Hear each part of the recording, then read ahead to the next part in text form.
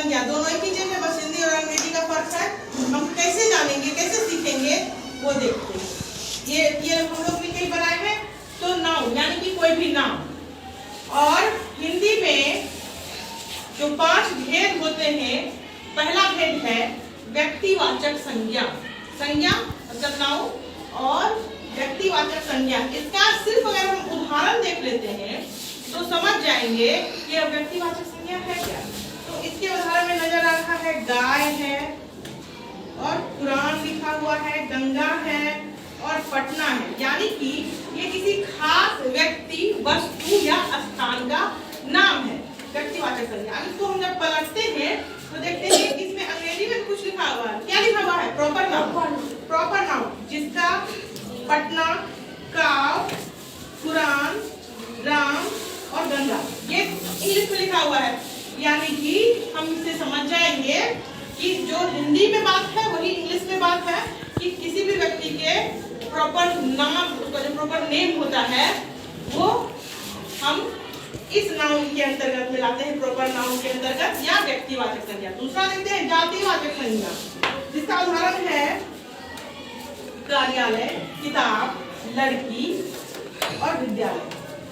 तो ये सारा कुछ क्या बता रहा है? इंगित कर रहा है कि कुछ विशेष जाति के बारे में। जैसे अगर हम लड़की कहेंगे तो लड़की में सभी लड़कियां आ जाएंगी, और उसमें से किसी खास लड़की का नाम कहेंगे, जैसे मंजू कर दिए या राधा कर दिए या कुछ भी कर दिए, तो सिर्फ उसी लड़की का नाम होगा।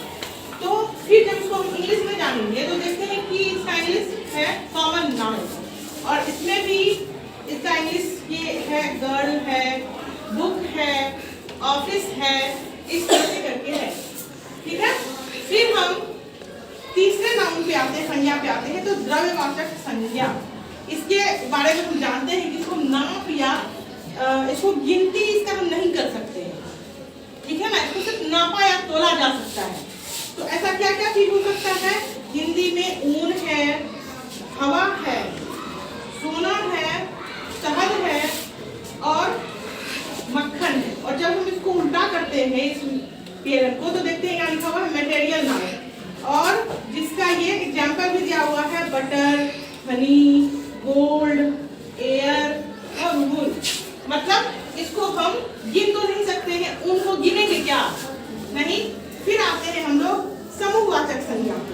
संज्ञा का चौथा भेद है, और समूहवाचक से ही बोध हो रहा है कि किसी समूह का आभास होना चाहिए। जैसे पुस्तकालय, यहाँ पे पुस्तकों का समूह रहता है। उसके बाद है फॉरेस्ट, यहाँ पेड़ पौधों का समूह रहता है। कक्षा, यहाँ पे सभी बच्चों को हम लोग एक साथ देख रहे हैं। क्राउड यानी कि भीड़ है।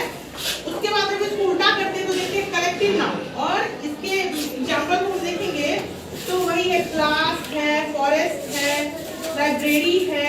तो ये सारा कुछ बस एक इस DLM से हिंदी और इंग्लिश दोनों का ज्ञान प्राप्त कर लेंगे। और सबसे अंतिम जो हमारा संज्ञा है वह है भाववाचक संज्ञा, जिसको हम सिर्फ महसूस कर सकते हैं। ऐसा कौन सा चीज होगा जिसको सिर्फ महसूस करेंगे? ऊर्जा, प्यार, किसी की दयालुता को, और किसी के दर्द को, किसी के बुद्धिमत्ता को देखा नहीं जा सकता है लेकिन महसूस कर सकते हैं। जब हम इसको उल्टा करते हैं तो क्या लिखा हुआ है? Abstract noun. तो इस DLM से हम दोनों चीज जान लेंगे। और इसका इंग्लिश में लिखा हुआ है एनर्जी है, काइंडनेस है, लव है, पेन है